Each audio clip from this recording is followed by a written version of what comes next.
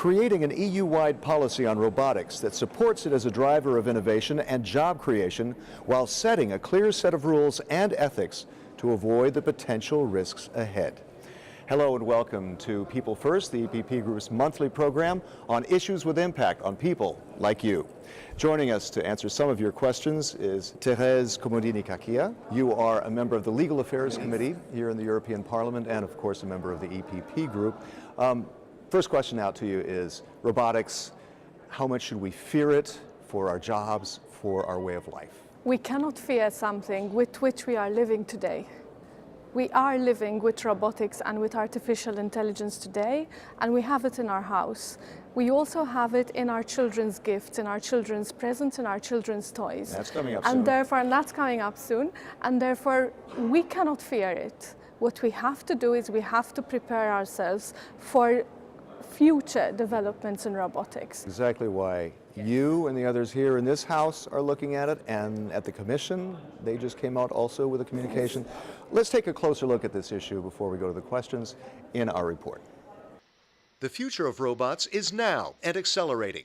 The EU holds a leading position in industrial robots, 25% of them worldwide, with nearly 10% growth expected every year. It's estimated that when workers team up with robots, productivity rises 85%, though some fear the loss of jobs from greater automation. Meanwhile, third countries see that potential and are buying up European robotics firms. Seeing the need for a proactive EU policy for that sector, the European Parliament has set up a working group and called for action. Among the suggested measures, incentivizing innovation while promoting employment. MEPs believe there should be rules on liability, standardization, interoperability, intellectual property rights, and a code of ethics. And what about self-driving vehicles? And military robotics, drones and killer robots, for example. Member states are already developing different national legislations. But with broad cross-border implications for robotics in Europe's single market, MEPs believe an EU-wide set of rules would work best.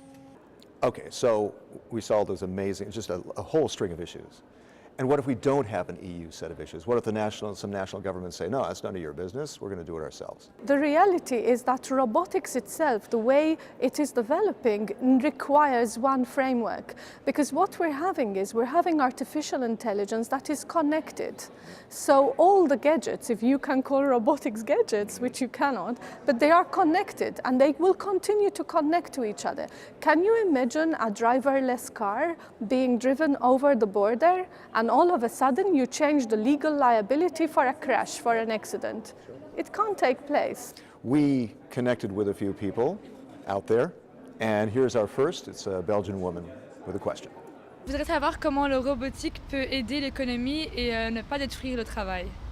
Well, sounds like a simple question, but it opens a whole new can of worms, and also the aspect of industrial policy and protecting companies on that side as well. There's a lot of issues there. She actually puts two things which often are seen as possibly being conflicting: growing the economy and protecting jobs. And we know that robotics and artificial intelligence will give us better productivity, more efficiency, possibly less risks for the workers as well.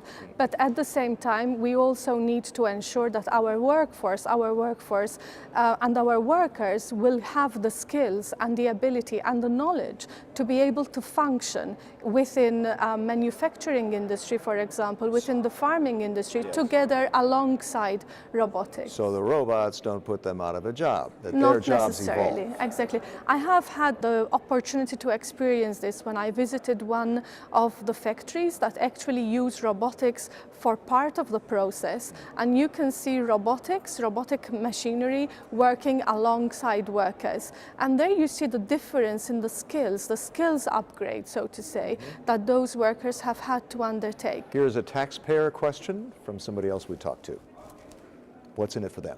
Si on considère que le développement de ces robots sera pris en compte par la fonction publique, est-ce que le contribuable va à nouveau devoir tout prendre en charge indirectement et est-ce que ce sera pour lui un investissement rentable ou utile à moyen ou long terme?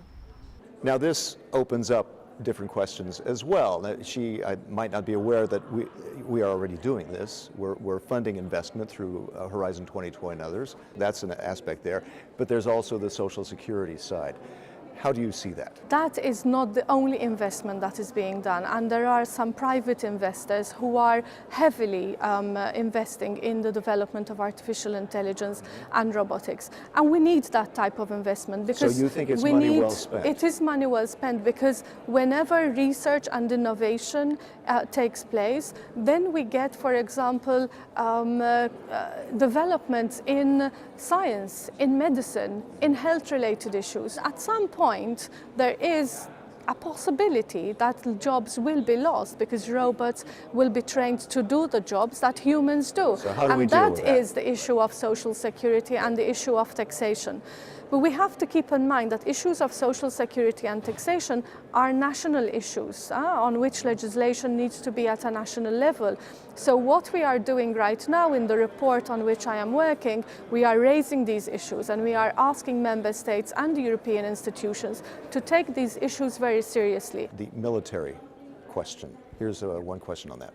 J'aimerais savoir, avec les avancées en robotique, si l'Europe se rapproche d'un système militaire plutôt américain, donc les drones de chasse et les drones qu'on voit maintenant pour le futur, les drones killer robots. Est-ce que l'Europe se rapproche de l'Amérique au niveau militaire? Ethical questions. I think that's probably the strongest issue here. How do we deal with that? What we are proposing in this report and what we are discussing within the European Parliament is to have an authority, is to have a body, a European body, made up of different experts. And we would like it to include experts from different fields, not just from the scientific fields, not just from the technological fields, but also people who can identify, who can relate to social sciences, for example, and for them to together see what is needed within our society. And write up some kind of legally binding thing? Is that possible? At least provide us as European institutions, as co-legislators, with advice.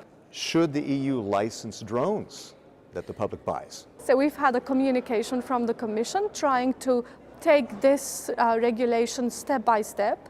We've had some member states who have really been at the forefront and said, look, I'm going to regulate this in this way.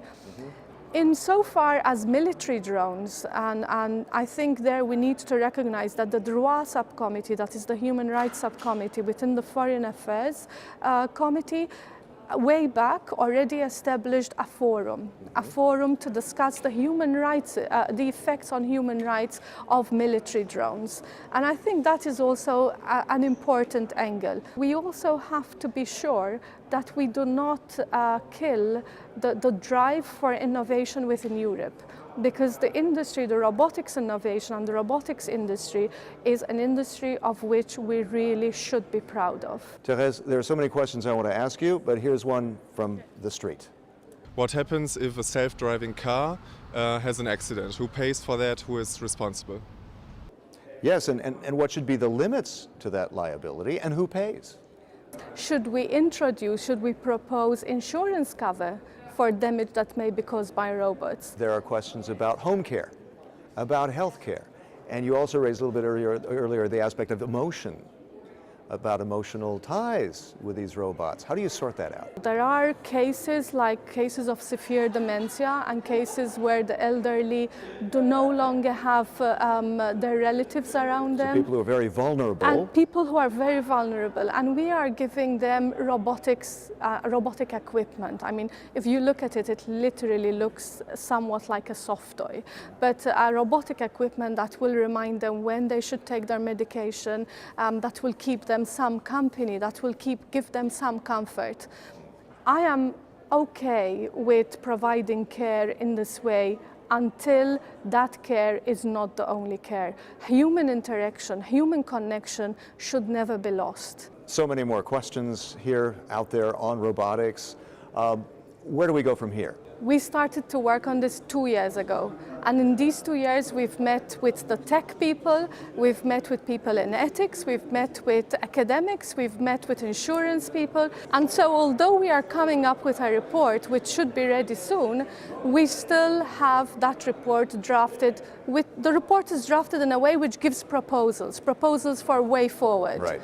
Way forward is the report, but from then on we would like to engage in a debate, in a closer debate with the Commission. We would like the Council, the Member States, to also engage in this debate, and from then I hope we will have one unitary, one reform. For and that legislation. proposal. Right. Hopefully, yes. Very good. Therese Comodini Cachia, thank you very much It's a for pleasure. joining us for these questions, and we'll have many more for you in the future.